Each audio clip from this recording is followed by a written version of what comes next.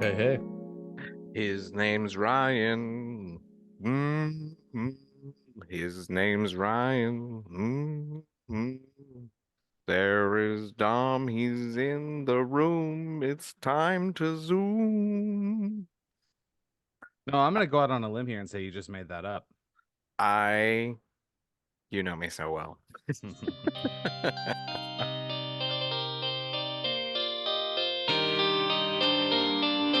It's time for the Pretty Neat Podcast.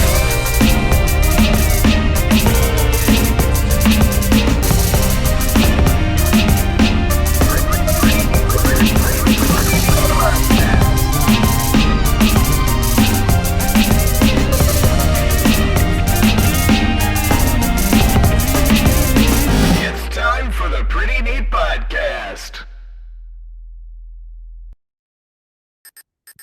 We got sounds. We got sounds.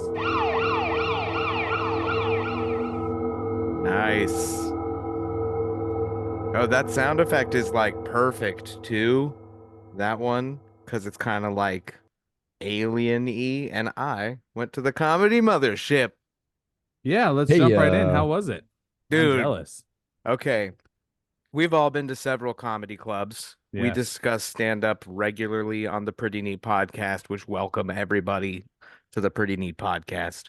Um, the Comedy Mothership, I can wholeheartedly say, is the best comedy club I have been to.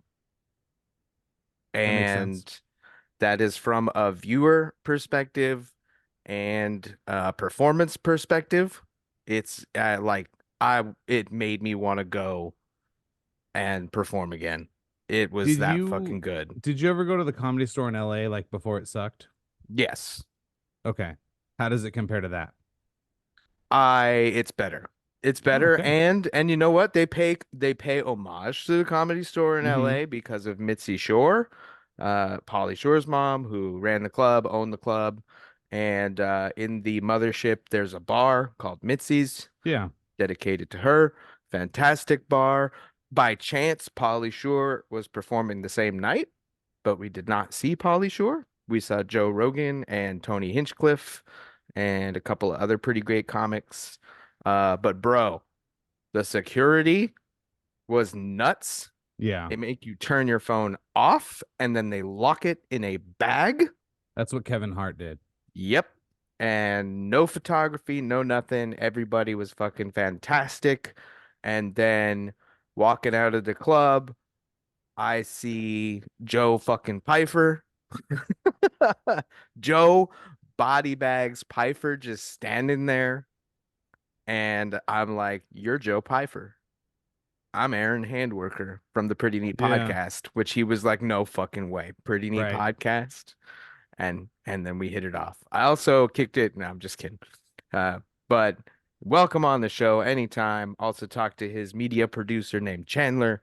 Excellent, excellent dude. And all around great experience. Joe Pfeiffer was in Austin from Philadelphia to appear on the Joe Rogan Experience. Yeah, So good for him. that episode ain't out. I'm sure it will be It soon. is out today. Oh, hell yeah. Yeah. So there you go. He's gonna beat the shit out of Jack Hermanson, and That's a fun fight. yes, very, Friend very of the much show, so. Joe Piper. Yep. Anytime you are welcome. The invitation is open. Yes. So that's how that was. That's how that was when you guys come out. It is a must do. How about y'all? What else? What's going on with you guys? Well, as you know, I enlisted Dom to begin training for Yeah. a Run Thanks Disney for that, event. by the way. You're welcome. And we've been sharing some of the progress, and I've been enlisting some help from a running app that will not be named, right? No free shout outs here. No free Uh, shout outs. I don't know how I feel about it. The app that is. I may have Mm-hmm. to explore some additional things, but um, just continues to reestablish or reaffirm the fact that I am insanely out of shape. And it's coincidental yet also very it's very lucky is not the right term, but I'm reading a book about breath and like breathing and how to improve uh oxygen transportation, things that the evolution of us as a species, how our airways have changed with the expansion of our brains, and just like limited real estate, and where it could go, and that resulted in narrow passageways, which resulted in our palates being a lot narrower, and then that's the preponderance of snoring and sleep apnea, and just some experiments with this gentleman's doing at the University of Stanford for 10 days, where he plugged his nose with silicone plugs and surgical tape and only breathed through his mouth, and just the like over 4,000% increase in his sleep apnea events. And just around that, just like I feel like I'm I doing the would right thing. freak the Yeah. fuck out if I had to do that. Hell yeah. I feel like I'm on the right path as to making some personal improvements, but I'm really disappointed with myself, if I'm being totally candid, about the degradation that I allowed myself to get to. And it's not until you start to cut out some of that bad behavior or things that you're intaking that you seem to be normal, that like society deems as like some type of it's a societal norm, I should say. Where you realize like, fuck, how did I let myself get so off from where I have been in years past? And I'm happy with what I'm doing. I'm more irritated by the level of inactivity that I've displayed over the last couple of years. And not to say like events haven't happened that have coincided with that level of inactivity. That's human nature. But I never really got back to what I needed to do. And so now I have to overcome all of that. So yeah, I'm trying to run a 5K every third day. And my circuit so far is not quite exactly 5K. And I haven't found the right coaching session to really get me through there. So I should probably just plan it out better on what that circuit needs to look like, or do an out and back. But running really slow. I was funny story. We have a guy that we see all the time on the weekends when we're walking our dogs in the morning, and he's always out there hitting the pavement. But he's probably like maybe 5-10 years older than I am. Always is wearing like a big bucket hat, sunglasses. He has knee wraps and running shoes, and he's running, but at the slowest pace you will ever see somebody physically go through the motions of running or jogging. But he's out there every single day. And I was putting on my running shoes this afternoon, and I just had this like thought, and I told Ashley, my wife, I was like, that guy we see every time that's out there running like in slow motion? She's like, yeah. I was like, that's me. Yeah. That's me right now. He's actually flying. Right. He's going Yeah. very fast. And I'm like, that's me. So I'm incredibly sore. I started doing some workouts with another exercise app that has like a progressive load that I had talked about on our group chat, which I won't mention here either. And that's really kicked my ass. And now I need to incorporate a much more extensive stretching routine, because guys, getting out of a chair right now sucks. Try to break up a fight between two 6th grade girls. Oh geez. my goodness. You will die. I don't have to do that very often, but 2 days ago it was on the list. So I want to compliment you on your candidness, and I also want you to know that I'm in the same boat.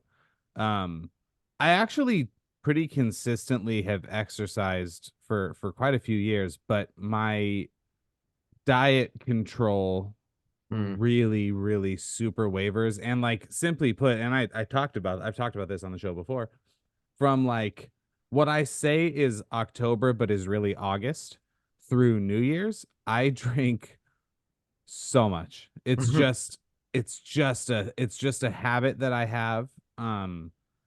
And so like you're right, Ryan, when you say like starting to cut out things that society says is healthy and doing things that actually are healthy. You realize how fucking horribly out of shape. Most people are.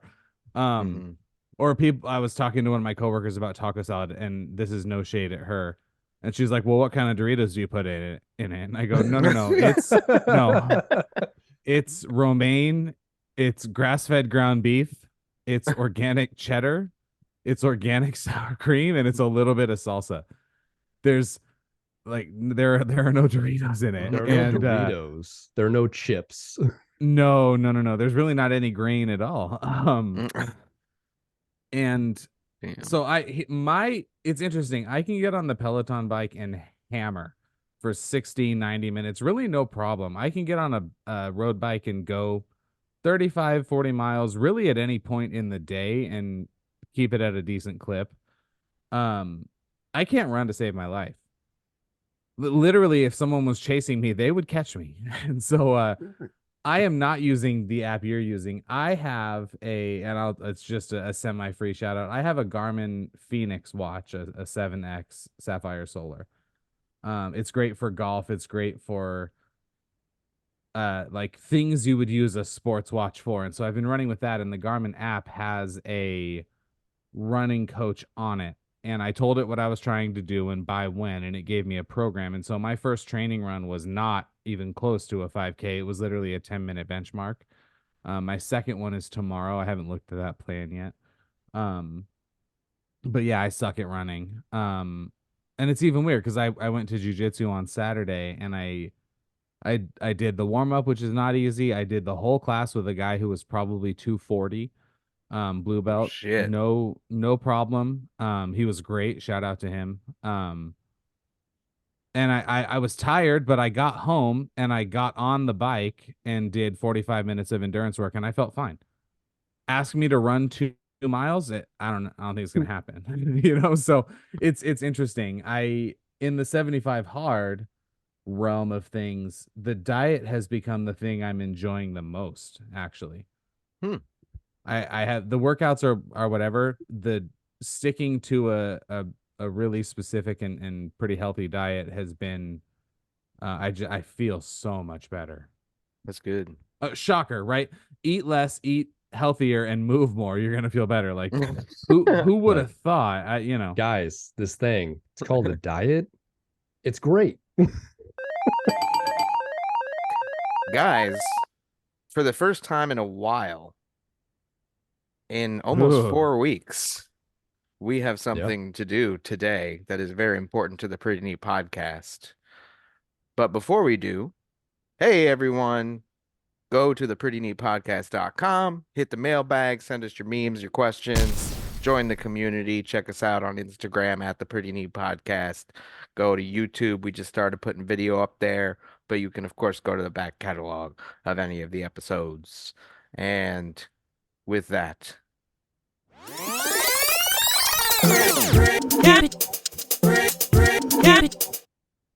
there were fights last weekend. We get to fucking talk about them. Hallelujah. Hallelujah. We don't recap RuPaul's Drag Race on this show, but if you'd like to, again, go to the mailbag because there is a new season and we are all married and have wives and watch RuPaul's Drag Race. If there's enough demand, right? We could do a side podcast and recap RuPaul's Drag Race weekly. We would be okay, we're already the prettiest and neatest podcast that exists in the universe. We might be crossing some sort of strange existential line. Although, like, Rogan did 10 minutes about drag. So, like, maybe we should. Who fucking knows? But anyway, we had UFC Fight Night, Ankalaev versus Walker 2, the rematch. Let's just get it out of the way. Let's do it. Picks didn't go well. Picks did not go well. Pick that opposite of well, right? Picks went bad. Yeah, right? We came out real confident. We did. Yeah. Hey guys, 6 for 6 on the way. We didn't even make it to fight night with an opportunity to get 6 correct. Yeah, before it even and it got was our there, boy too. Manel Kopp fucking missed weight. Well, you know what? Babe Ruth also had the strikeout record at the same time he had the home run record. We swing hard and sometimes we miss hard, but we think these things out and sometimes you hit, sometimes you don't. So what are you gonna do? Move on to next week and do better. That's what we do. That's Were what we're there, gonna do. yeah, hell yeah. Were there any prelims that were absolute shockers for you? I mean, I'll go out and just say that second fight, Nicholas Mata versus Tom Nolan. Like Tom Nolan was a heavy favorite, minus 345, even more so in some other books, and he gets knocked the fuck out 1 minute in. Wasn't he also undefeated at the time? Yep. So like he was really on the hype train, like no pun intended with his train chest tattoo. um but Nicholas Mota, I don't know. I don't know if it was a miscalculation on his part, like improper game plan, or perhaps just different styles, right? Played to his strengths, but it didn't work out very well for him. And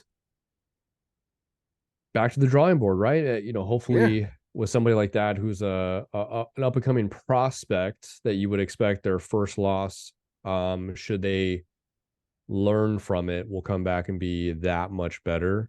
And just, Yes. They're going to have to restart what they did in terms of momentum, but there's a real opportunity there for them to just continue their evolution in a meaningful way. Yeah. Felt like he did not listen to Han Solo when he said, "Don't get cocky, kid." Because he went in there and his hands were down. Like he just was so no defense. There was no defense. Yeah, I didn't know where you're going to go with that Han Solo quote. I thought maybe you were going to say something about shooting first. But yeah, the don't get cocky, kid. That's valid. That's very valid. He really he came out with his dick swinging out at everything, and it came back to hit him in the face. Well, he got knocked Can I out by throw his out own a dick. Star Wars thing? Of course. So my 8-year-old loves Rise of the Resistance. Beautiful. Like a lot, which is weird because the movie's not really her thing. Interesting. We were walking through Galaxy's Edge on Monday, and the Mandalorian had just walked out, and he had his little Grogu with him, and he could not have been cooler about it with her, which I thought was pretty great. Shout out to the actor in the Mandalorian costume at Disneyland. Do you mean Din Djarin, the Mandalorian? Yeah, Because that's who was there. Thank you. Yeah. He's not actively pursuing bounties right now. He's meeting and greeting fans in Batu. So, I mean, Right. makes sense to me, though. I'm sorry. I should have positioned it that way. I mean, let's come on. Yeah. Any other big ones from the prelims? I mean, Marcus McGee he didn't look as impressive as I expected. He was just kind of slow when he started up, but professional. I get his whole thing. Like, apparently he's like, we were talking about, he's really humble, really good guy. Seemed like it was enjoyable. He's a technical fighter. I appreciate that. I want to see that more. Fareed Yeah, it was Basharat, it was good too. impressive for him to be Gaston Bolanos, who I believe was like a champion kickboxer. So in the stand-up realm, for him to be able to do that to him, which we would consider that to be his strength, is very impressive. Yeah. And then Flip the you had script. said it, the Farid Basharat fight. Hey, he continues his unbeaten streak. Mhm. For the hype that's around him, if I had to say anything, I would have wanted him to finish the fight. He was dominant everywhere, but it was, and this sounds wrong because I'm going to say it was overly calculated. You want people to be calculated. That's how you maintain being unbeaten. But he didn't show me like the urgency to finish the fight, which I just think is the last big thing that you need from somebody to cross over from rising prospect to here is like potential star in the division. Mm-hmm. And star in the division is probably a strong word. Bantamweight stacked, you know, he's going to have a lot of tough fights in the near future. Mm-hmm. Still have high Maybe hopes a for both of them, both the Basharats. sure. Yeah. Maybe a good topic for a future show on a non-fight week or something is like what are the steps to cracking into the stardom realm of MMA, as well, specifically in the UFC. You know what I mean? Like the hurdles you're gonna have to jump unless you catch on. It feels like kind of immediately. I don't know. That'd be something to explore. Yeah, that actually kind of lends to an interruption that I would like to make in this recap. I hope you don't mind. Ooh, we're going there, huh? We are. A door is cracking open. Yes.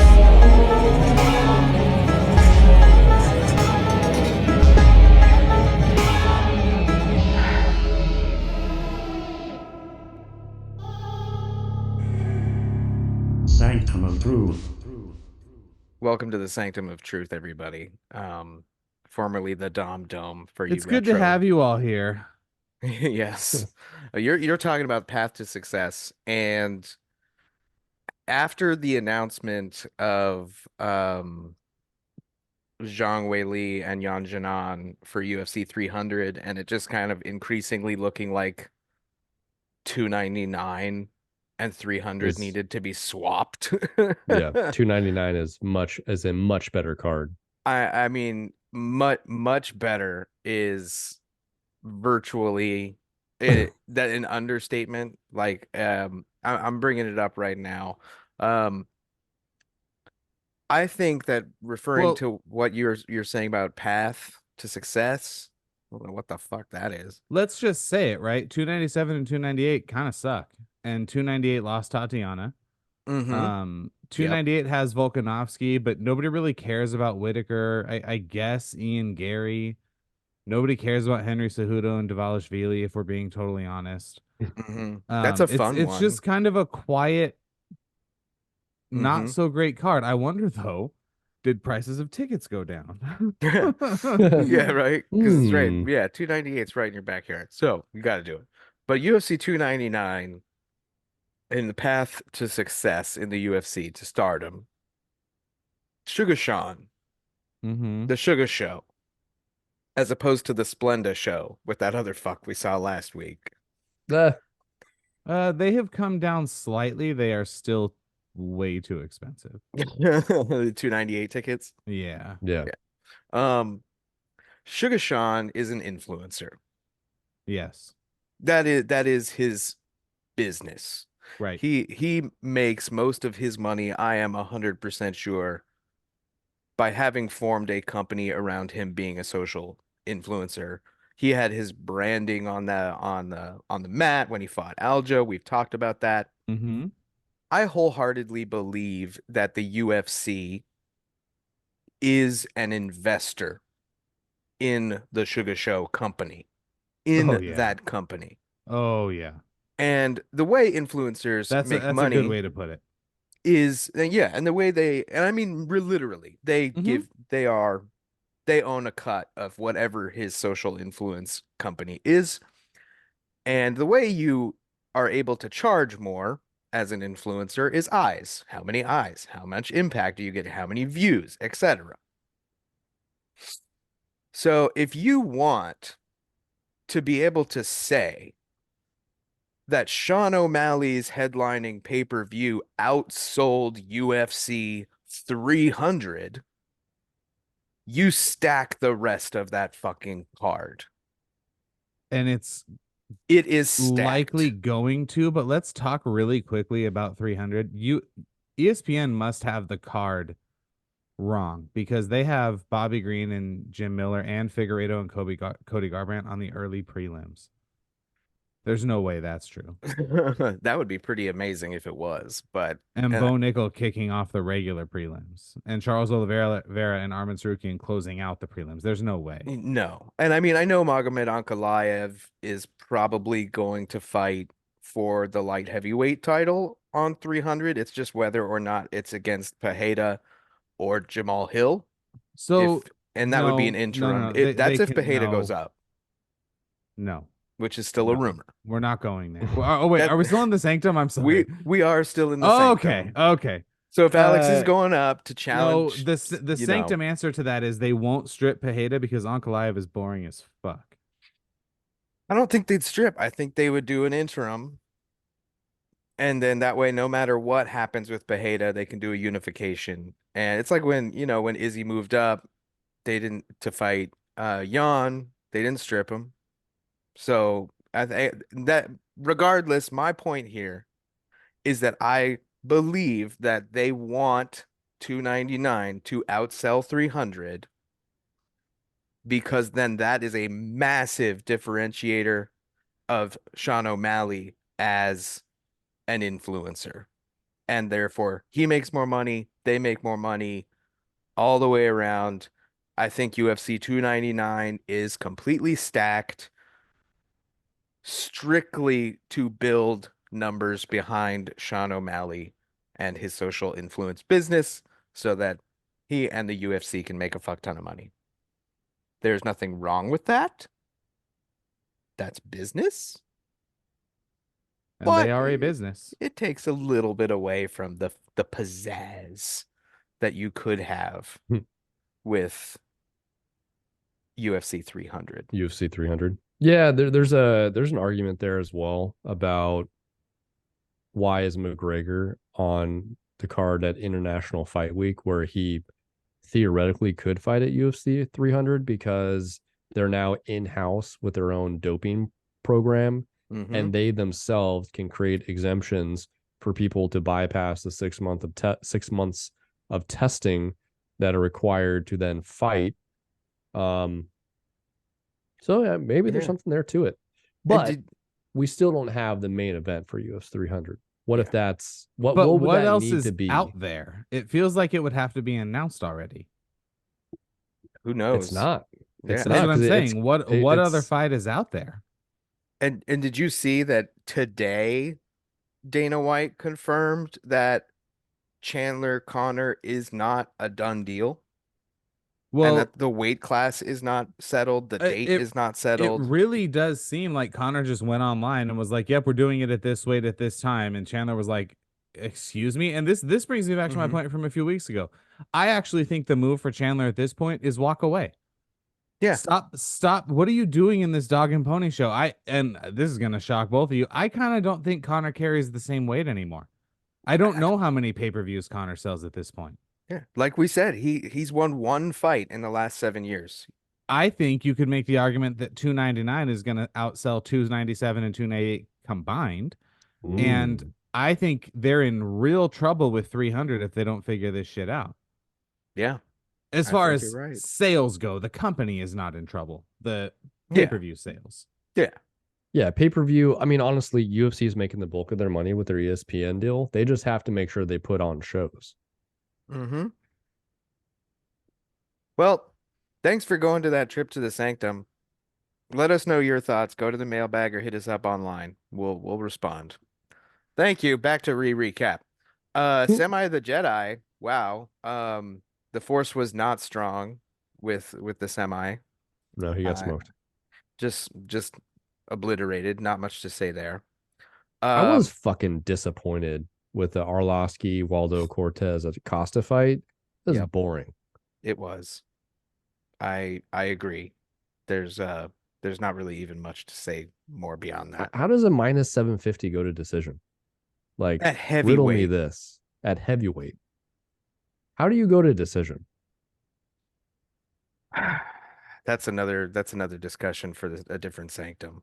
Because I don't know. That's maybe intimidation, the lights, and it's Andrei Arlovsky. I mean, if I saw Andrei Arlovsky, I would freeze in place for 15 minutes.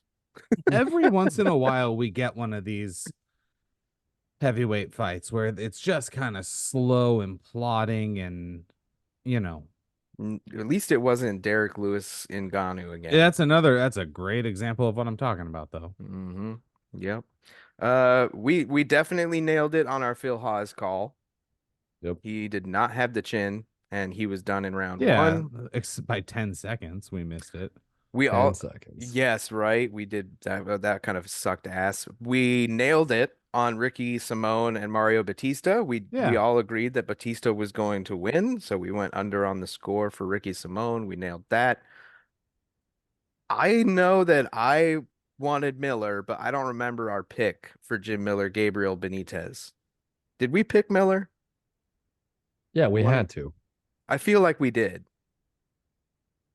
We He picked did. you, and you literally said you'd quit the show if we didn't. Okay. Yep. I'll go with that. I'll go with And then that. you ripped off your shirt and you had a Jim Miller tattoo across your chest. I You don't do. you don't remember that? It You was know pretty what? impressive, It was if I'm being honest. I Yeah. feel like it was kind of the seminal moment of our last episode. It was. It was. I Props to had him. speaking of our last episode, I had a friend pitch a segment for our show, Yeah. which tells me that this friend, no free shout outs, but they know who they are and they know I love them, listens. And they said you should do a thing where you talk about fighters and what chance they would have against animals. And I said, you know what's funny? In the early TPMP days, we had a thing where we would put me against a handicapped fighter. Yep. The And super the duper reason, handicapper. yeah, and the reason we had to stop is because one of the handicaps that Aaron came up with actually happened like 3 weeks later, where fucking Shane Burgos thought the floor was moving backwards. Yeah. You didn't say it for Shane Burgos, but you said, like, let's say Sean Strickland. Could you Yeah. beat Sean Strickland if he thought the floor was moving backwards? And then that actually happened. And so it's like, all right, well, the bit, Yeah. Edson Barbosa we manifested fucking it. That's right. knocked him into permanent dizziness. Yeah. Knocked him into the PFL. Wow. Hey, real quick, the Ricky Simone and Jim Miller picks that we made were the only two we got correct. Oh, okay. Previously, you had mentioned Ricky Simone to be less on the fantasy score, which we got correct. Mhm. And we bet that Gabriel Benitez would be less on the fantasy score because we thought Jim Miller would win. And There that we was go. true also. Yep. There we go. And now Jim Miller gets his wish and he's going to be on UFC 300. I'm super disappointed that he's fighting Bobby Green for two reasons. Because he's not going to be able to beat him. He's not going to be Oh. able to beat him. Yeah. I do think that Bobby Green is going to defeat Jim Miller at UFC 300. I think that's the wrong fight for Jim Miller. I also think Jim Miller took a shitload of damage in this fight. His face thought looked so too. like, You I mean mean, in his life or? that too, but like he's overcome all of that, and now he's Sure. got 3.5 months Hmm. to prepare for Bobby King Green, Which, and that's listen, I'm going to say this, Sanctum Mhm. of Truth. Maybe this whole episode is the Sanctum of Truth or whatever. I did 70 minutes of jujitsu and I am still sore and it's been 5 days. Mm. And he got hit in his face. He was in a full on basically 15-minute fight. Yep, just shy. And during the post presser, he looked like it was all head trauma. Like but during the presser, he did make 2 call outs, neither of which were Bobby Green. I thought both of them were good call outs. The first was that it was for Paul Felder to come out of retirement and find out who the King of Philly was, which the answer is Joe Pfeiffer at this point. Like he will Or be. Sean Brady. Or oh shit, Sean Brady as well. That's even in his nickname. Shit. So that's a good one. And they're the same weight class. Of course, Paul Felder would have to come out of retirement. I don't really care for that. But I loved his call out of Matt Brown. I think Matt Brown versus Jim Miller would be a fucking great fight. But Matt Brown is a welterweight. He's a lot bigger. I don't know that would be as exciting as a fight as Bobby Green, but it would certainly be more fun in my opinion. But I have to say I agree with BC from Morning Combat that the right move to have made was to have Jim Miller fight Paddy Pimblett, because that would be a great gatekeeper test for Paddy, and they are the Patty same beats weight him. class. Patty beats him. And I think Don't do this to yourself. it would be a good test for Paddy. I do think he would pass. I agree with you. I think that Paddy would probably beat him, but you never know. That old man strength. Old man. Anyway, He took 96 strikes in that fight. Jim Miller did, damn. and he was a Ooh. little lumped up, kind of cut up as well. So obviously, he won't be able to train for some time, Mm-hmm. and And he's gonna that's open a cut. He's gonna lose Ryan- by doctor stoppage. yeah. Did you see the Angels actually made a smart move the other day? And I'm going somewhere with this, I swear. Did you see it? No, tell me. I'm sorry, you're not balls deep in Angels international minor league signings in January. What's wrong with you? You know what? It must have slipped by. I apologize. So they snagged on the international market, which is a whole thing in baseball, Yeah. a 16-year-old, one of the top rated prospects. Right now he plays shortstop. They think he's going to end up moving to third. They gave him $2.3 million. This is something you very rarely see the Angels do, but something you see winning teams do every single year. And I think it's a step in the right direction. Whether they are intentionally making, that is the type of signing they need to be making, not Blake Snell for $180 million. Not that they did that, but they should not do that. They should spend money on 16-year-olds because they're building for 7 years from now, Yeah. That got me. I thought about that when we were talking about the UFC's path to stardom and what it takes to be a star and where the investments are made.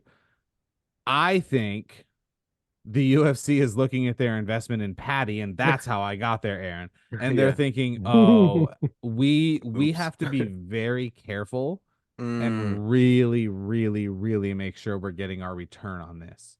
yeah. And I don't know that Jim Miller is, I don't know that he's the option, the right option or the wrong option, if that makes sense. Yeah, like if he lost to Jim Miller, that would really tarnish him. And if he beat Jim Miller, it would be like when he beat Tony Ferguson. It's like, of course you were supposed to do that.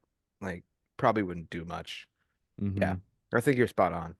That's still wild that they drafted a 16-year-old, but I mean, for minor league, of course. But hey, get them while they're young. Why not? Happens all the time. The Really? Philadelphia Flyers, yeah, in sports and the NHL. Yeah, what was the Traded- deal with that? So he just came off of the World Juniors Championship playing for USA, and he fucking crushed it, right? The USA dominated Yeah. in the 20 under division Yeah. for the championships. But here's this alarming trend that's starting to spread into other sports, like that has honestly originated from NFL and NBA, is like players saying, I don't want to play here anymore. I'm going to hold out. So he was drafted in the first round last year, number 2 overall pick. He's playing in college, and he will probably continue to play in college because you have 2 real avenues when you. I didn't know in All right. hockey you could do that. Yeah. Yeah. Okay. So they have his future rights. Let's say that they draft him and they hold his future rights. So they're taking a real chance. They're like, hey, we believe he's a can't miss type of player. Okay. So he's going to play in college. At any point, he could decide, all right, I'm going to go into the major league, or I'll go into the professional system. He'd probably start out on an AHL team. He may play overseas. Yeah. And then should the Flyers say, hey, we think you're ready, they can bring him up whenever. When he plays in college, he's still an amateur, but they have his rights for the future. So there's the Flyers, and I don't know about their management team, but their management team, on what their thought process was, but they must have felt so strongly that he was just not going to play for them, and just decided to get what they could for him, because the player that they got from the Ducks, that defenseman, he's a good player and will be a very good player as he continues to mature. But what the Ducks are playing on is, hey, Okay, I'm a terrible Ducks fan. I did not realize they traded him to the Ducks. yeah, they traded him to the Ducks, and the Ducks are essentially playing the long game because right now they're in a rebuilding phase as well. Yeah, and it definitely seems like the type of move they would make right now. And they're essentially banking on he'll come around, he wants to play for this franchise, we believe in our team and how we can support them, this player as he's playing in college, and then when he does hit the pros, he's going to be amazing, right? And we compare him with these people that we are considering foundational type of players for the future.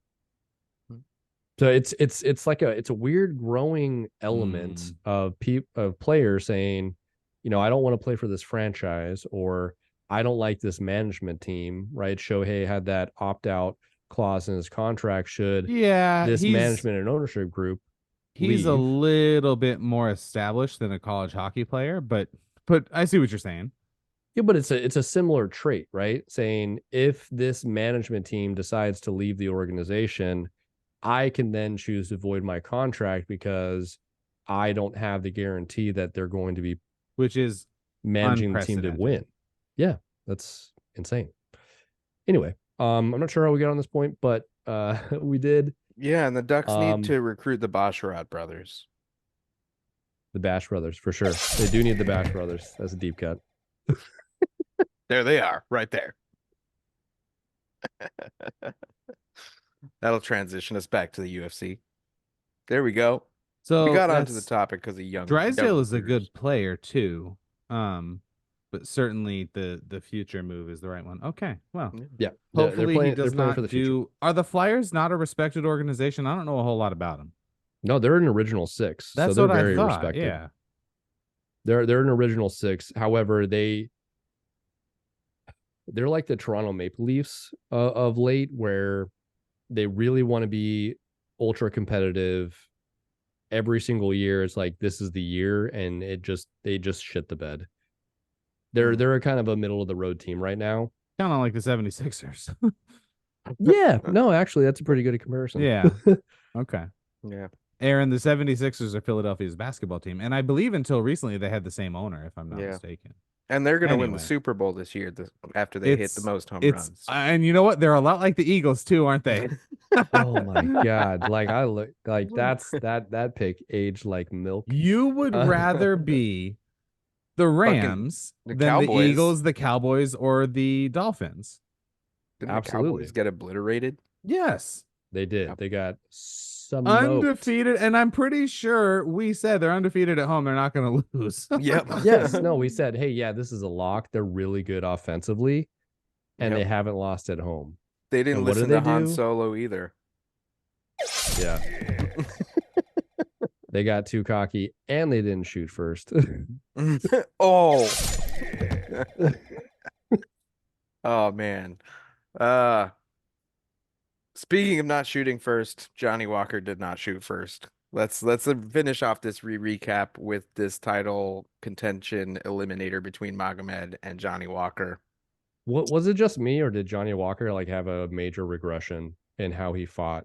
Like the capoeira shit? Yeah, what was that? That's like every third Johnny Walker fight, he looks like that. Yeah. And he just gets starched like Jamal Hill. And that was almost a fucking repeat of Jamal Hill. Just the way he fell right back into the fence. Badoink. Good night. And we do have to say we were so wrong. That Magomed was going to try and take him down. He didn't even attempt one. Nope. Didn't even try. And maybe that was the surprise for Walker. Like Walker, of course, like he feigned the pain from a body hit in the first fight, and then jumped into a flying knee when Ankalaev like went for the dive in, and excuse me, didn't happen this time. Since we don't really know what the deal is with the light heavyweight title fight, maybe we don't prognosticate too far on Yeah, that. I don't think so. And yeah, so hey, I'm happy the fights were back. It felt good to see them again. It felt good Yes. to hear the commentators. Feels good to have these types of diatribes. 2024 is off to a good start. And at least for fights, and they will continue to improve. This is the year of improvement, and I think we will do that with our next round. And now it's time for the Pretty Neat Podcast picks. And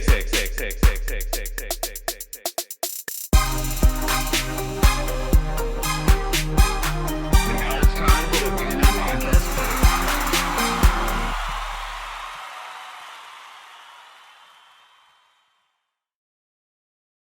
The Pretty Neat Podcast 6 pick this week is brought to you by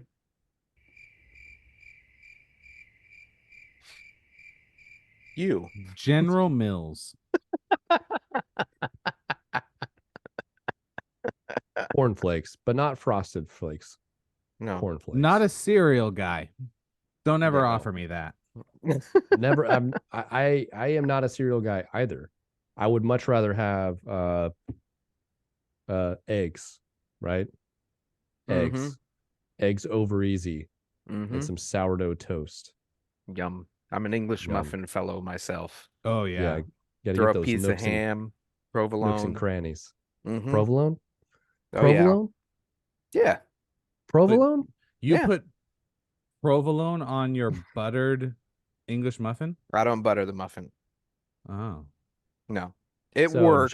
just the toasted muffin. Do you do it The in like a toaster ham. oven and the cheese melts? Yes. Okay. Okay. Mhm. All right. It works okay, out. All right. We're good. I'm also a classics type, I'll butter the muffin and then do some cheddar and a sausage patty. Okay. Yeah. Do my sausage own, patty. an Aaron McMuffin, if you All right. will, Mm, which is let's my not nickname. call it that. That's my nickname in the hood. You want to get that good breakfast? You go see Aaron McMuffin over there. We on the Pretty Neat Podcast like to use the Ye app, which shall not be named, to make 6 picks for every fight, and we do play these picks, so we live by the sword and die by the sword. I got fucking obliterated last week. Just not all making your picks for every across sport. all sports. It was horrible. Mm. Nowhere to go but up. Nowhere to go but up. Hey, amen to that. And up and away, Superman goes, which is the first fight we're picking. Brad Katona versus Garrett Armfield. You like Brad that transition? Katona should Damn. not be called Superman, but we'll No, go with it. Brad Katona's nickname is Clark Kent. It should Yes. be. Yes, you're right. He should go by phone booth. That actually works on so many levels Yeah, as it does well. because he's English, right? Or He- Irish, I guess, but that's England. He's Canadian, Well, also and England. he so lives in Ireland. He trains at pretty sure the SVG. Queen of England was still the Queen of Canada. And he also she was come on Is was We're Did going the back to second the door sanctum. Exactly. But Brad, and he's Superman. Clark Kent changes in a phone booth, fights in a phone booth. That's a good. Yeah. I like it. Brad Katona, you're welcome for the fucking nickname championship option with Brad Phone Booth Katona. We like to pick the featured prelim and the main card for our 6th pick, but we do also chat about, of course, all of the fights coming up on UFC 297, which is this Saturday, Strickland versus Duplessis for the middleweight strap. Not a lot going on. No, not the early crazy love and one. early prelim. We do. I'll We be love an early on prelim. I'll be on the couch watching, don't get me wrong, but Yes. Yeah. we're not gonna pretend that there's like some barn burners here, you know?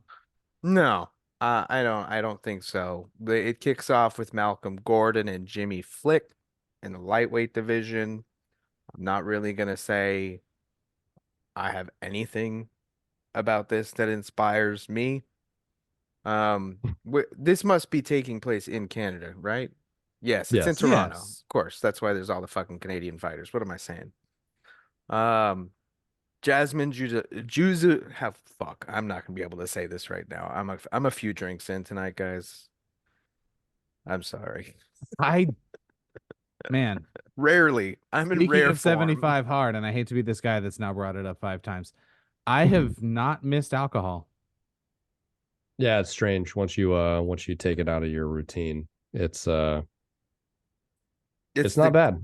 I had the peer pressure from going out last Oh night. no, no, no. I'm not judging. I'm going back I to it. know. Don't get me wrong. But I it's The- I'm not struggling with that part of it. The biggest struggle for me has been forcing myself out of bed to work out at 4:30 in the morning.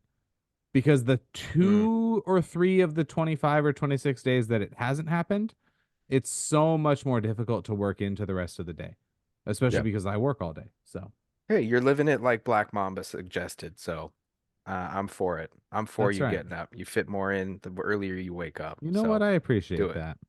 Hey, I look up to you. You're number 24 in my book. Why not? Both of you are, by the way. Jasmine. I'll be number 8. Okay, that's fair. Does one of you want to try and say her name? Jasmine Jazz Duvicius. It's Is it? Judavicious. Ja- It's Jasmine Jazz Duvicius. okay, Jazz Ja- Jazudavicius. Jazzy Jazz versus Priscilla Cachojera. Yeah. That, So she's a pretty big favorite. yeah. And she did lose her last fight. I Mm-hmm. think that was to Queen of Violence, Tabitha Ricci. No, Nope. Tracy Cortez. Ooh, Cortez. Mm-hmm. Which was unexpected. Jazzy Jazzy Jazz was the favorite in that fight as well. So And she Jazzy also lost. Jazz, I think will go for a lot of takedowns, and that's one of the over unders is like the 3 takedowns, which we're not picking that fight, but I expect her to win. Priscilla Cachoeira another fighter on this card, Mm-hmm. Jillian Robertson. Jillian Robertson Peter. took her down a couple of times and subbed her out, and I think that Yep. could go the same way. I 100% agree with you. Johan Lainez and Sam Peterson are fighting after that in the featured early prelim, which starts at 5:30 p.m. CST, which I is don't know a whole 3:30 lot for about you either of guys. these guys. I think both of them are making their UFC debut. I like that. I like a Okay, co-debut. well that would make sense. Similar records. Pretty good reach advantage for Sam Peterson, but it is a coin flip. We'll see what happens. Let's you know, they have, I mean, they each have over 10 fights on their record. I'm sure they have a repertoire to go back and watch, but as the listeners of this show know, we are working homies who get together once a week to talk about UFC and other pretty neat stuff. We are not spending every hour of every day watching UFC fights, although once we have enough sponsorships, we will. So go to Damn the right. mailbag, follow us, all that stuff. Then the opener of the prelims is Jillian Robertson, the aforementioned, versus Polyana Viana. I actually do like this fight. They're both coming off losses. They're both jujitsu Yep, practitioners. gonna be a And lot of I was looking grappling. at like takedown defense for Polyana Viana is poor. And we know that Jillian hunts that takedown like Mhm. relentlessly. Mhm. So I also saw over under for 2 takedowns for Jillian, which Feels like a we're safe not over. betting, but I definitely did that on a separate Mhm. over under pick. I took Jillian Robertson on the over for that. Very nice. No, that's a smart one. Ryan, I think that if you we'll of course post the Pretty Neat podcast picks on our Instagram every week. We definitely try to. Um, but if you start making, and you usually do like cross sports on your picks, which I think is very wise. because usually like there's the two sure things that you've got on UFC, but then there's like two you've definitely got for hockey, and then there's two you've definitely got for football that are Yeah, locks so for you, right? So maybe we should anybody start out posting those two on our Instagram also if you want to send screenshots. anybody out there listening, like if you want a lock, I mean a solid lock, every time you can get Sidney Crosby for face-offs won, take the over. Just Take every the time. over. He's so good. He's winning about 70% of his face-offs for the year. Shit. And now recently he's had a couple of games slump, but I had abstained from any type of wagering. I think when But we played it last week, it was a push, wasn't it? Or no, I think he missed it. no, he got it. He got Did it he? that time. But we missed. I think that was a 4 out of 6. Yeah, it was a 4 out of 6 one. Yeah, for sure. It was. Oh, yeah. Well, if you start doing some of those, maybe we'll start posting that screenshot as well. Okay. And we'll throw that on there and we'll call it the Delzite Delight, if you will. Ooh. And I mean, if John Anik and Kenny Florian over at their podcast ever need a guest picker uh to replace the MMA Takes podcast host, who's excellent when he's on there. He makes incredible MMA mind, right up there with MMA guru in terms of observation.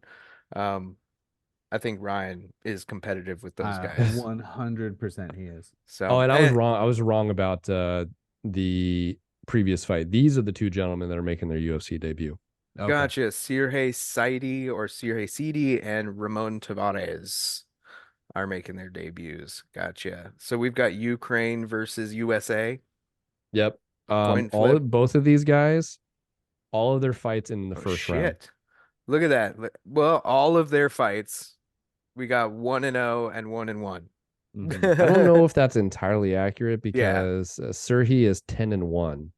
Okay, probably And across look at this, his promotions. last 5 fights. KO round 1, KO round 2, KO round 1, Oh UD, boy. KO round 4. And then his opponent, which is Ramon Tavares, his last 5, wait for it, KO round 1, loss, KO round 1, win, KO round 2, KO round Jeez. 1, submission round 1. So the over under for this, I think, is like something like 8 or 9 minutes. Ooh, That's a an lock for under. the under. Yep. Yep. Hmm. Love it. And it's, again, not one we're picking, but still, like there's one for the Delzite Delight. I like that it. is that is the delight of the day right there. I Yep. like it. One place I have not struggled is golf picks, for what it's worth. Amen. Yeah, you've been I've been fairly you've been consistent. you've like been pretty 2 above out of 3, average. 4 out of 6. Yeah. Pretty above average, to which I'm like, yeah, Dom likes it. I like it. Mhm. That's how I feel about your hockey picks. Although I lost comp. Man, my football, it was rough. I picked up a win playing daily fantasy on DraftKings. Okay. Oh, excuse me. On another on another mobile app. But I'll tell you, I do like also another Delzite delight for hockey. Alec Martinez, he's a defenseman for the Las Vegas Golden Knights, formerly of the LA Kings. Anytime you can get him for block shots, generally speaking, you want to take the over because he is excellent at getting into shooting lanes and he plays a ton of minutes. So this game just started. They're done through the first period, I should say. His over under was 2.5 block shots. He already has 3. So that's a There you good go. another nugget for the future. A beaver nugget, one might say. If you're in Texas, you get that. I don't get it. That's a Bucky's No, reference. No, I said no more Buckies. No more Bucky's. We'll bring it up another time. Beauty. Let's continue moving forward onto this card because there's one more fight before we get into the picks we're actually going to be making and posting. That is featherweight bout between Charles Jourdain and Sean Woodson. Another one where I like Charles in this one. They are both coming off of wins, but I don't really have I think Charles has a gone win by call. gone through better competition. I agree.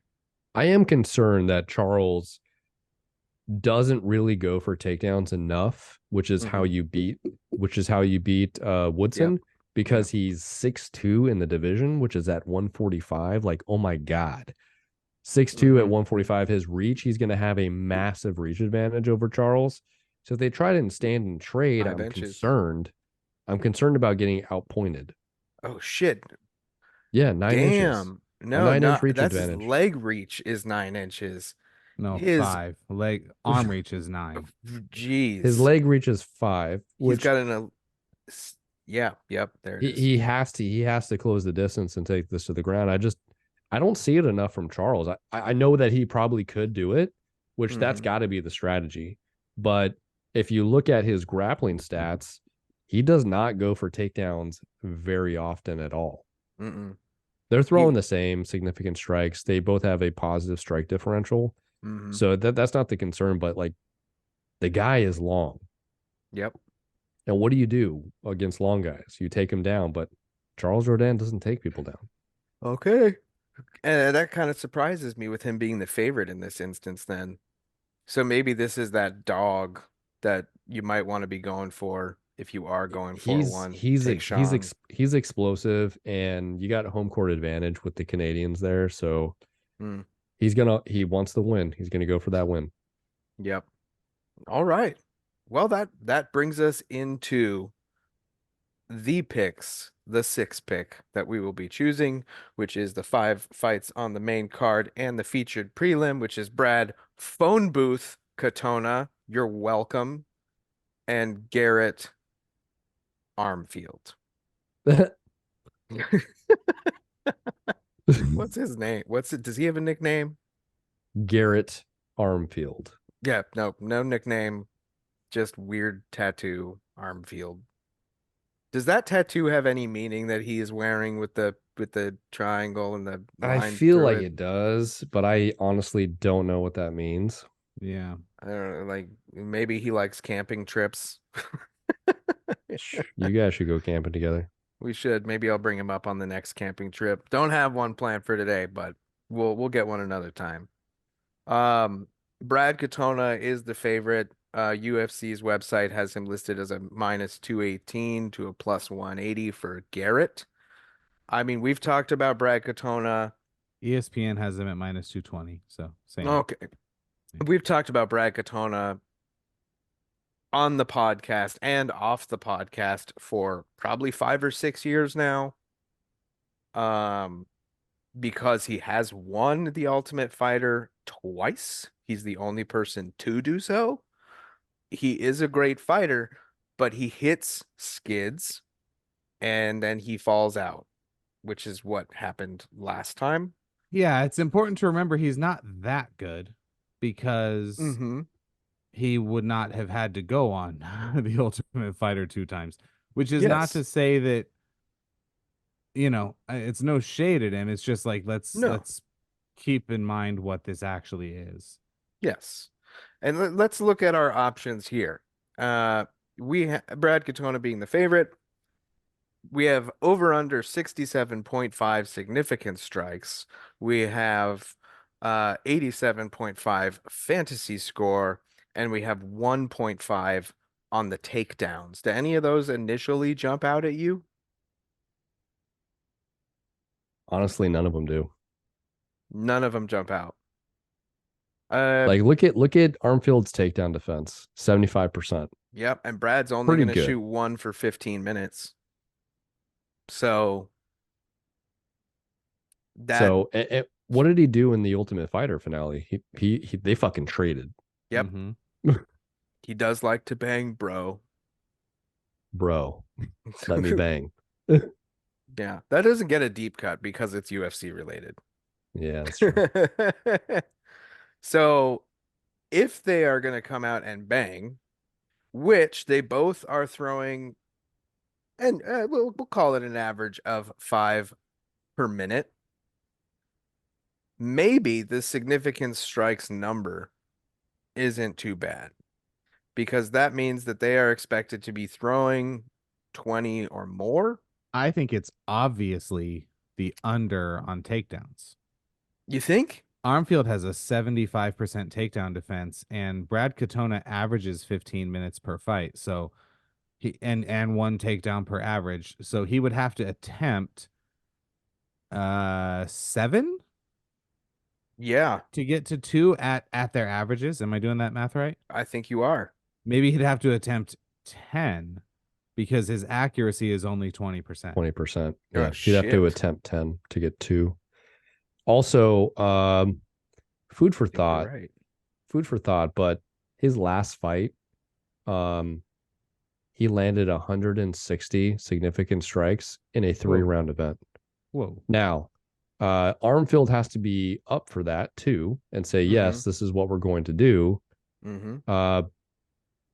He also But has to be doesn't that Julian Lang. So with those numbers, I think we have 2 choices we can feel good about, and I'm okay with either one. I feel good with the less on the takedowns because of Armfield's defense and the fact that Brad Katona has not really shown, right, that propensity to say, I'm going to take people down and try to continue to take people down. Mm-hmm. He's going to want to put on a show. They're in Mhm. Canada. He is Canadian. He Mhm. wants a finish. There you go. Lock it in. So we're going less on the takedowns, less than 1.5 takedowns. I also feel that that is a good call on the Katona Armfield matchup.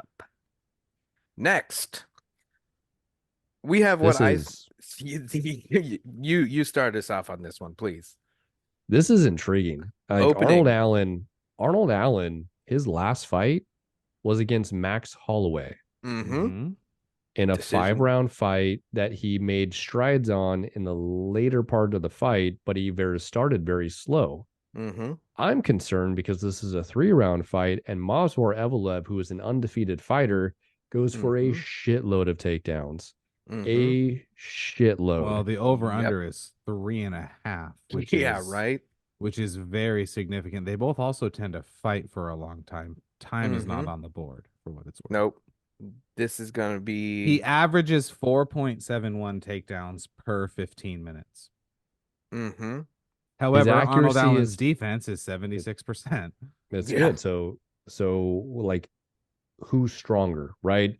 I would be willing to bet, just based on what Masvar does, is that he's stronger, but he has to get the positional advantage to make that a reality, to just force the takedown. Yeah. Whereas Arnold Allen has to be planning for that. Arnold Allen, by the way, trains mostly in Canada.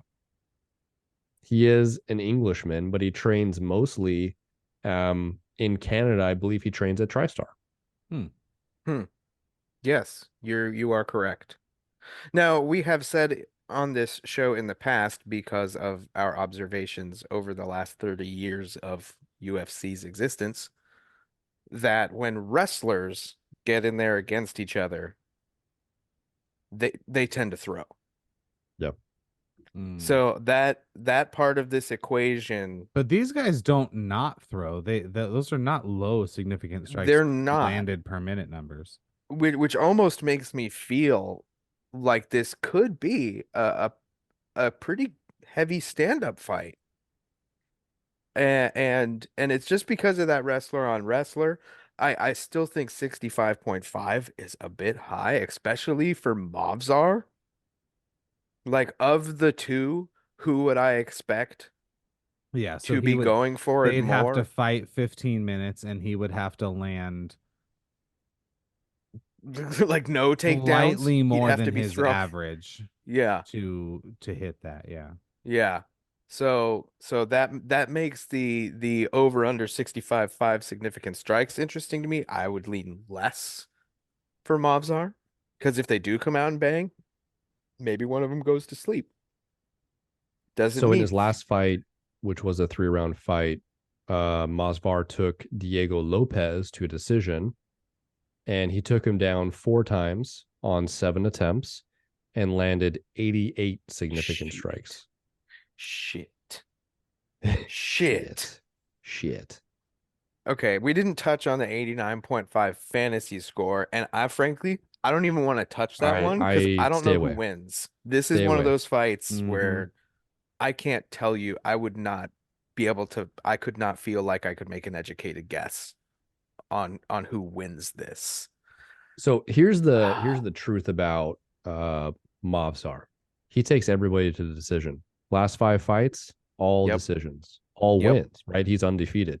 yep. Diego Lopez, Dan Ige, Hakeem Dawodu, Nick Lentz, Mike Grundy, all three round, Hmm. 3 round, 3 round, 3 round, 3 round, 3 round, which is why fight time's not on the board, right? Because Arnold Hmm. Allen also, generally Yep. speaking, takes it longer into the fight game.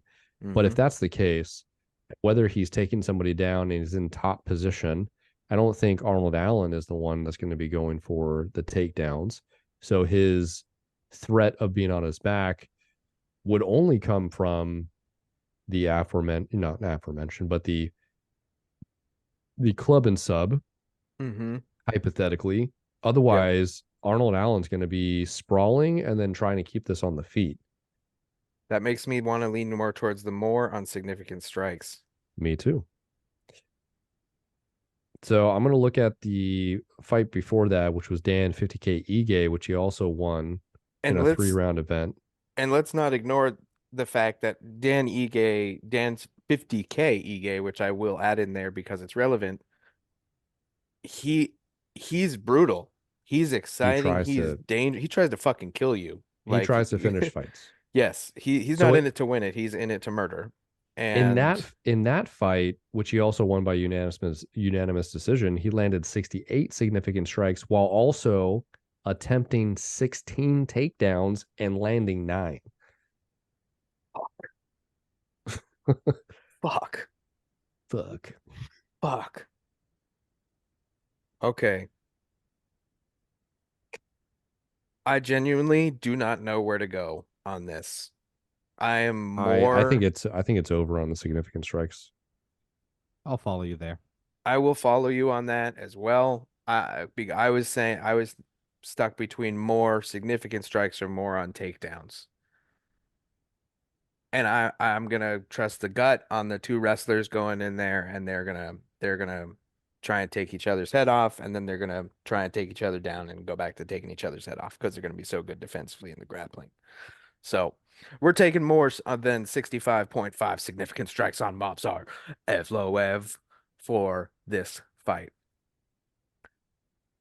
Now we get what I think is the funnest fight.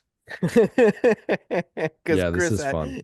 Chris Action Man Curtis and Marc-Andre Barrielt is a fun fight. Um, Action Man, of course, training partner of Sean Strickland, uh, very humble guy. Credits Sean Strickland for reminding him to go in there because he likes to fight and have fun. And I like that for him in this. What's the over on or odds on this one? Okay, Curtis is number 14. He is ranked 14th and he is a minus 185 according to UFC's website versus plus 160 Marc-Andre Barriault. Andre, We've got two choices here. Did we talk about that? we did not. What are they? 61.5 significant strikes or a 93.5 fantasy score. Okay. Got it. So Chris Curtis' last fight against Nassim Imavov was a no contest in round 2, I think, after an eye poke. Yeah. If I recall correctly, yes. And in that fight, Nassim Imavov was taking Chris Curtis down with relative ease. He had 3 takedowns already in the second round when it had been stopped. And as you just really, with a flourish of your cursor, highlighted that Marc-Andre Barriault, whose nickname is the Power Bar, which is interesting, doesn't really go for takedowns at all. No. So I do expect this to be a stand-in trade. I Mhm. do like Chris Curtis in his adaptation of the Philly shell in MMA for his ability to slip and then throw punches. So if this does go 3 rounds, and Chris Curtis has knocked out people before, however, I don't think he's a one shot kind of guy. He's more of an accumulation of strikes. Yep. I like the over on the significant strikes for Chris Curtis. I'm I go ahead. No, I was gonna say I agree with you. And I think Chris Curtis is also one of those deceptive guys because he's a little bit shorter for 185 for the middleweight division, and his ape index is that deception factor. He actually has the reach advantage despite being 3 inches shorter than Marc-Andre Barriault, which could give Barriault a little bit too much confidence. But I do think you're right that he doesn't really have that one punch. How he probably, I'm sure he does, but I agree with you that I think this is going to be a slugfest. He's got a very nice left hook and a very nice check left hook. However, I have not seen it like the one hit and then you're done. You know, that No. type of devastating power in his division as well, 185, right? Yeah. I think a key to victory for Barriault, if he is to have one, is leg kicks. Is going to be kick out Chris's legs, try and take out some of the power from the torque. The thing that makes And me nervous mhm. is that 93.5 feels high. Okay. And it kind of feels like that's saying first round win, but both of their careers don't say first round win. But it's also the reason I think to stay away from it. I could see this being a thing where they trade significant strikes, but they're not actually hitting each other all that hard, like Ryan was saying, that accumulation piece. Whereas if maybe it does accumulate and at this end of the second, beginning of the third, if Chris gets it done with 70 to 80 significant strikes or even 50, that will get him very close to that fantasy score. Yeah, So I like what you said about staying away but from it. much better. It's much higher than 62 significant strikes, you know? So we're leaning on the more than 61.5 Yeah, I significant think so. strikes for Chris Curtis on this one. Do we all concur? We do. Yep, we do. Awesome. Perfect. So, uh now we're moving into the no, I'm just kidding. I was gonna say the boring people's main event, but it's Mike Malott. Like he is considered to be the next rising Canadian star. Referencing the card trade, which several of our listeners in the fellowship are from the card trade. Mike Malott is one of the most popular rookies, especially when it comes to Canadian rookies. Um, what's the odds on this one? Either of you guys have it up? Yeah, it is. Mike Malott is a minus 360 favorite. That is, That's high. that's high for Neil Magny. You took it out of my mouth. Yeah. Neil Magny's a fucking enigma. So he lost to Ian Gary, but that went the decision. Mm-hmm. I don't know who is Rowe. Phil Rowe. Phil Rowe. He beat him in a split decision. He beat Max in a decision. He lost to Gilbert Burns first round. He beat Max Griffin split decision. He lost to Shavkat, no big deal. He beat Daniel Rodriguez late in the third round. Also no big deal, in my opinion. Yeah. So we do think Mike Malott will. Do we think Mike Malott's going to win this fight? Because if we. Yes. Okay. So we do. So fantasy Yes. score of 110 is on the table. But does Neil Magny drag it out? Oh boy, that's a big number. Yeah. Like he does. Malott would have to do it in the first round. I don't think he does. Unless he tries to rush him. His average fight time, I think, is just over 1 round. Is that right? It is 5 minutes and 56 seconds. So there we go. Yeah. So they do think that if Malott gets this done, he gets it done early, hence that fight fantasy score. But Magny, like we said, he only absorbs 2.5 strikes a minute. He's evasive, he's elusive, he's solid everywhere. He's well rounded. Hmm. I think, Neil Magny, he has the reach advantage in this fight, but I also think he closes the distance and tries to clinch more, Yes. Mm-hmm. which is going to draw the fight out longer, which leads me to go towards fight time, right? He's got to Mm-hmm. go 2 rounds.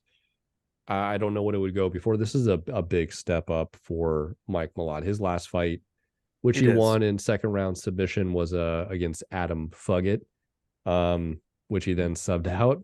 Yeah, he doesn't Mm-hmm. This have. I mean, Mickey Gall, but I feel like Johan Liness, who I think is also on this card, he's right? on he's on this card. yeah. I feel like if Mike Malott is gonna finish Neil Magny, it would be a club and sub available now at the Pretty Neat Sandwich Shop. Delicious. Um, I think Neil Magny is gonna drag him deep. I think Mike's gonna win probably by a decision. But I'm leaning towards the over on fight time myself. As you can see, I put it up there already. But that significant strike number is very low. It is very 32. low.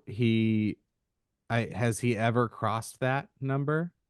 Probably not, right? Because he's. Yeah, he's finishing fights. But is he gonna His get last there fight if only this had goes longer? 19. I don't know. So that's a good point. That's a really good point. So we're staying away from the fantasy score because it screams first round finish for Mike Malott. Neil Magny doesn't get finished in the first round. That's pretty much the thing. Yeah, he didn't even get finished in the first round by Shopcott. Mm-mm. Yep. So But can he get all the way into the third round? Which that's is the hard basically part. what 975 is saying. Yep. Yeah, I think it this is. does get into the third. So it's got to go longer than what? 4 minutes and 45 seconds? Is that Mhm, how they're that's getting to correct. 7.5? That's Yep. correct. Yeah, I don't know. No? What do you think? Significant strikes is a more sure bet? No. Yeah. This is one where we just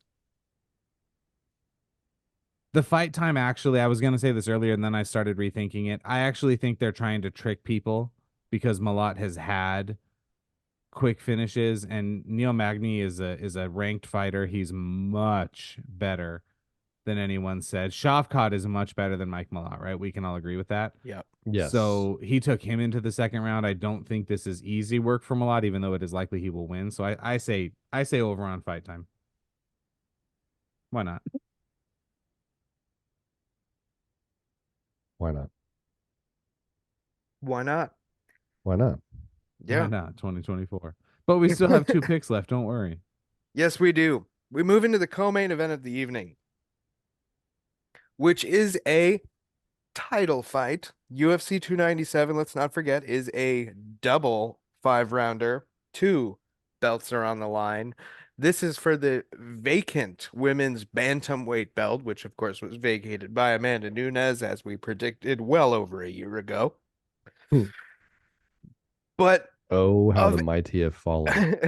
yes, but the thing with this that we already have kind of gone on about is that, like, should it really be Raquel Pennington and Myra Bueno No. Silva fighting for No, it this should not. belt? And it's a coin flip. It's a minus 166 right now on UFC's website for Myra Bueno Silva.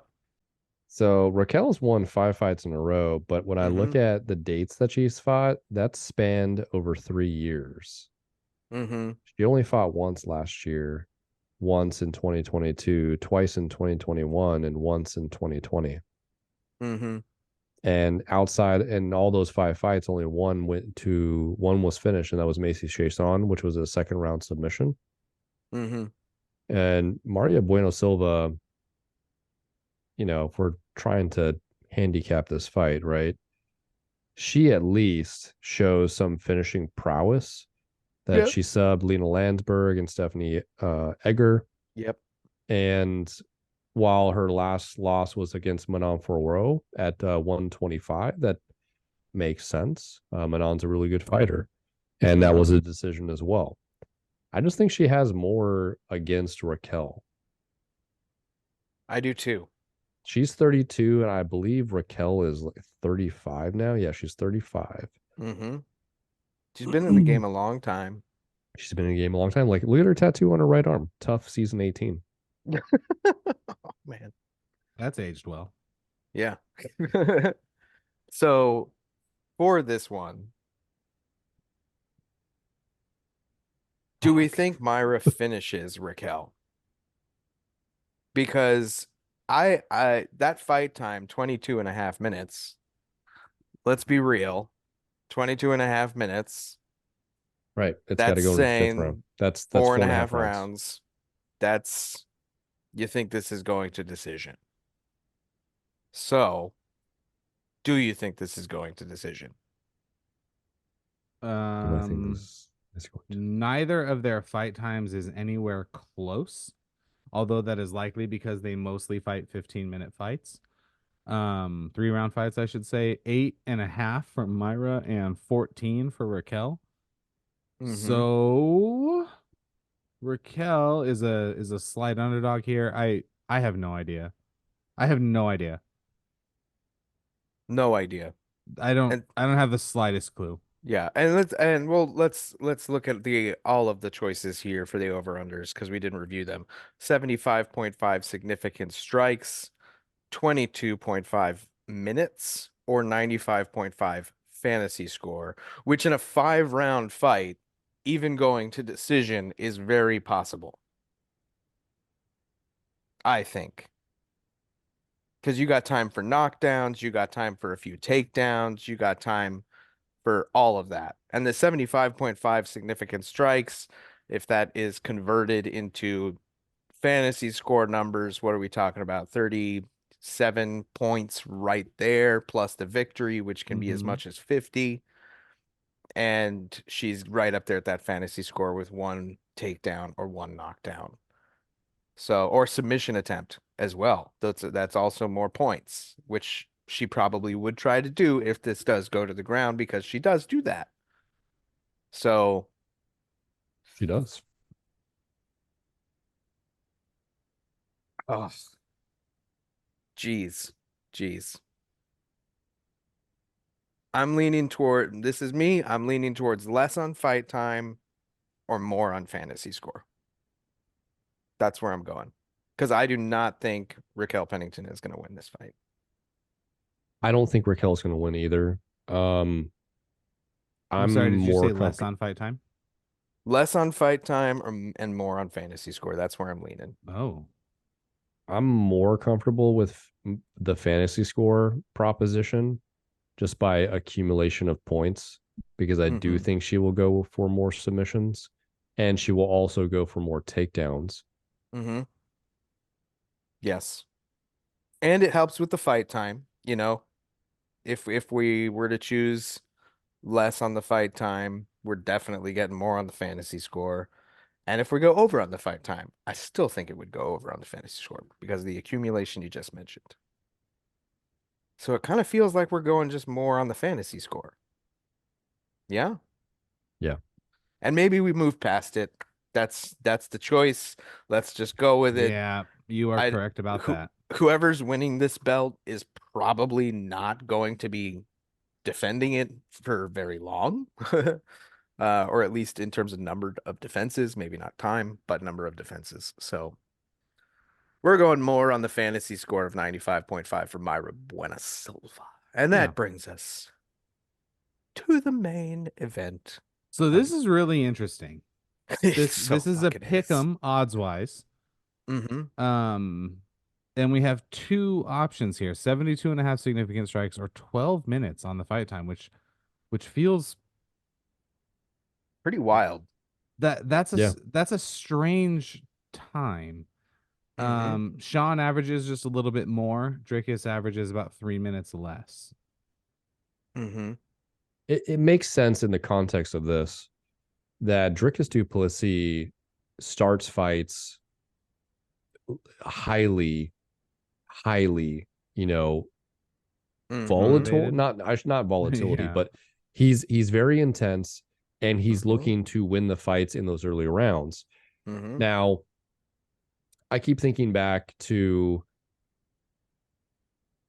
fights where it's gone the distance and he's looked somewhat gassed. Mhm. The Brad Tavares fight comes to mind at the end of the fight. Somewhat the Darren Till fight as well, which Darren Till's really, he really fell off there. Yeah. He has like a lot of work to do to kind of get back to where he was. And then it comes out that he couldn't breathe through his nose. Right. Then he got his nose fixed. Right. I think it was a deviated Mhm. septum. Mhm. Now, coincidentally, go back to the book that I'm currently reading. That's a big fucking deal in terms Mhm. of VO2 max and stamina and energy and oxygen transportation through your body. So he's not really displayed it like he really handled Bobby Knuckles, Which is and amazing. which is amazing, right? But also we have to be honest with ourselves that Bobby Knuckles is in his 30s now. Mhm. Both of these gentlemen are in their 20s, Yes. and Izzy's in his 30s, Mhm. right? This could be the change in the guard that's not just necessarily kicking the door down, but they're like, hey, we're here and we're only going to continue to get better. So this is my concern, right? And Mhm. again, Oh, we know I'm Izzy's time is done. We know that. Yeah. gonna He ain't my holding another belt. my concern is this: if Sean Strickland can get out of the first round, he's going. Not only is he going to go above significant strikes, but he'll go above fight time as well.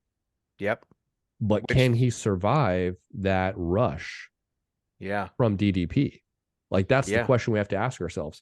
Can Sean Strickland survive the rush? Okay, so when has he Yep. been finished? Alex. Alex Bejeda. Bejeda. But that was accuracy. That And was an excellent step in feint and then yep. left himself open for the hook. I think Sean has done a lot of work in terms of his defense since then. Mm-hmm. And the people that he's fought, like I look, Otherwise, he otherwise was he's looked good. is that JDS? No. Eliseo Zaleski dos Santos finished him in 2018. And Yeah. it does not look like he has been finished any other time ever. Right. No. Eh, I originally thought to myself that I give Dricus 7.5 minutes to win this fight. Of cardio time, right? Yep. Like gas tank time. But maybe that's different because of what you pointed out about the O2. Could be. Also, Um, Sean, he's definitely a pressure fighter, like cutting off the yes. cage and but he's not rushing people. No. Yeah. He's putting pressure on Mm-hmm. and he's in your face, but he's not rushing it. Yeah, he enjoys the fight. He He likes does. to hurt other people. He's gonna want to piece up Dricus. He's gonna want to hurt him over 25 minutes. He's gonna Oh, want to he give him is. that pain, Yes, he is. which makes me like the significant strikes. It makes do me we- like the over on fight time, Who but do we think is going to win? that is, damn it. Why'd you have to ask that? We're only trying to make decisions, Dom. All right, fine. Yeah, I don't know. both can win. Here, like Yes. I can only say both can win. Hey, how about that for a prediction, folks? Yes. Someone is going to, actually. I'll go that far. Someone, well, not necessarily. It could be a majority draw. Yeah. Could be Fair. a no contest.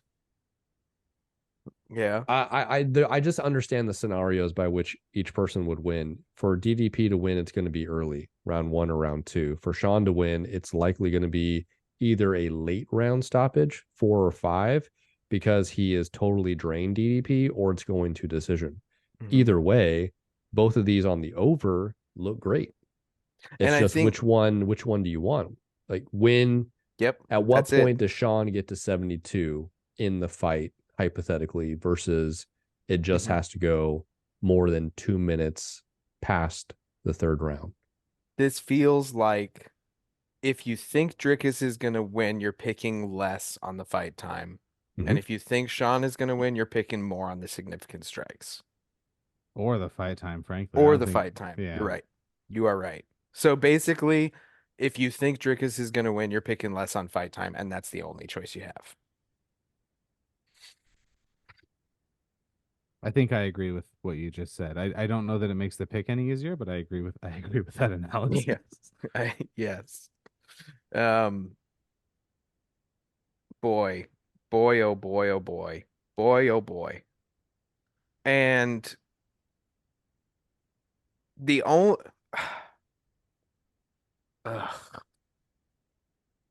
this is the first lightweight title fight that has not included Israel Adesanya in years. That's kind of worth pointing out. Um, if Israel Adesanya can come out and kick ass in his next fight, the UFC would love the drama that was created with Dricus, and they would love the rematch possibility, Mm-hmm. especially since Israel Adesanya has shown that he can win a rematch and finish in a rematch. He can. He did it against Alex. He could do it against Sean. Mm-hmm.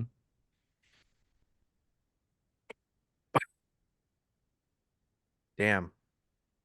This is one where I literally I do not know. Maybe we talked about the relevance of Conor McGregor a few minutes ago. Some of the things he says are relevant. Is this an accuracy beating power moment for Sean to get victory just by piecing him up and not letting Dricus get that power shot in, just being elusive, blocking effectively, using his jab, and punching his face in for 25 minutes? Possible. I'm leaning towards over on the fight time. Maybe that's the secret sauce that Dricus is planning to use this time around. The unexpected part of his art of this war is he's not going to go out there guns blazing this time. He's fighting for a belt. Maybe he's taking it more seriously. Maybe he's expecting to drag this deep. Maybe he wants to this time. Ryan, what do you think? Yeah, the more we've discussed this, I am leaning towards over on the fight time as well. I do think there could be a shift in the game plan for Dricus, knowing that it's a 5 round fight. Is he going to hedge and say, I can't expend that much energy in the early rounds like I have done in the past because it is a 5 round fight and he's a bit more measured? And then Sean's done this multiple times. He understands what it takes to win a 5 round fight. And also, Eric Nixick, which is the thing that we also have to acknowledge.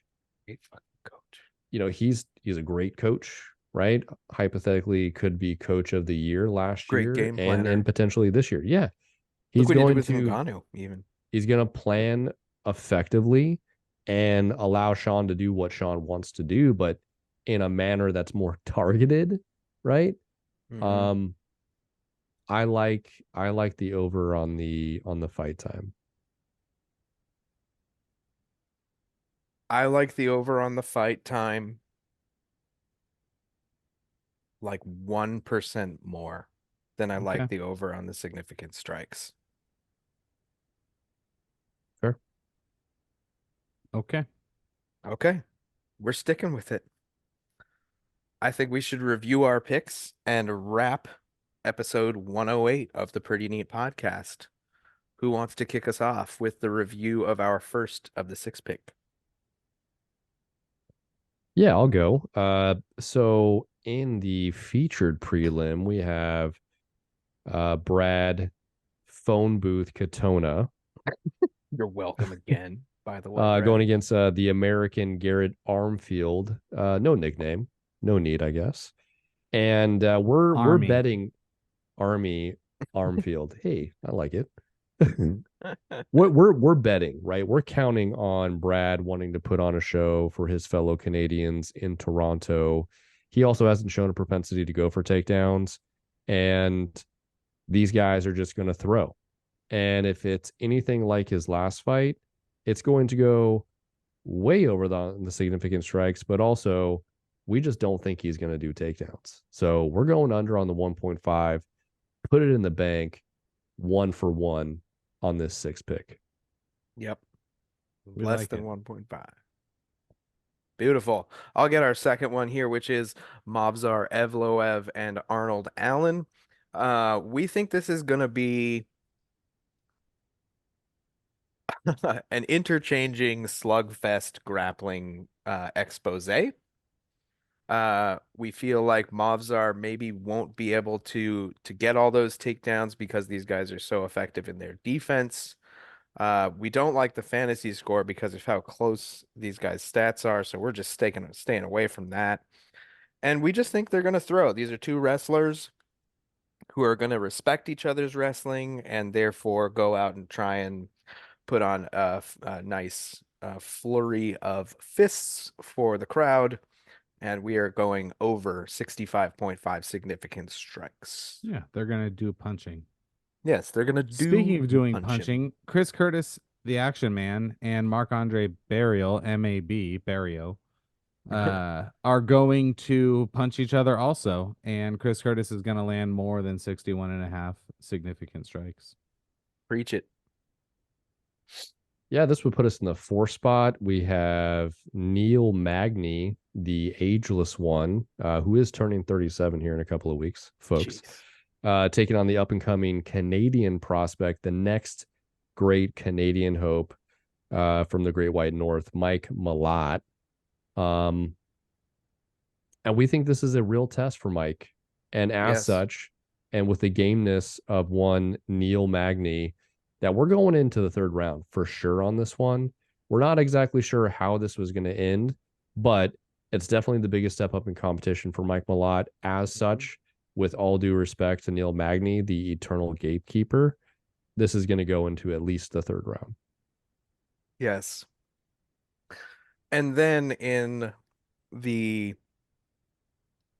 one that we're going to pick and move on. Mayra Benasilva is going to win the belt, and she's going to do it with a fantasy score that is higher than 95.5. Woohoo, let's move on. That's a volume thing. And then Sean Strickland and Drickless Duplessis are going to get, let's say it, they're going to get to the championship rounds, which means we get more than 12 fight minutes. Yeah. And you know what? They may not even get there. This might end in the 3rd round. And it could be either one of them. And we still think it's going to get there. Okay. Yep. Over 12 minutes. Lock it in and make your 6 pick. If you want to review these, they will be on our Instagram at the Pretty Neat Podcast. I played it. It is played. We do play these. We hope you play them as well, especially if we win. And because that means we all win. And that's what we all really want on the Pretty Neat Podcast, is for everyone's 2024 and beyond to be wonderful and filled with riches. So, all the riches. All of these riches.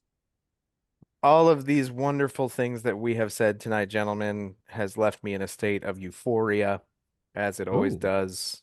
Hanging out with my boys every week is the highlight of my week. And what should we take it out on for this episode?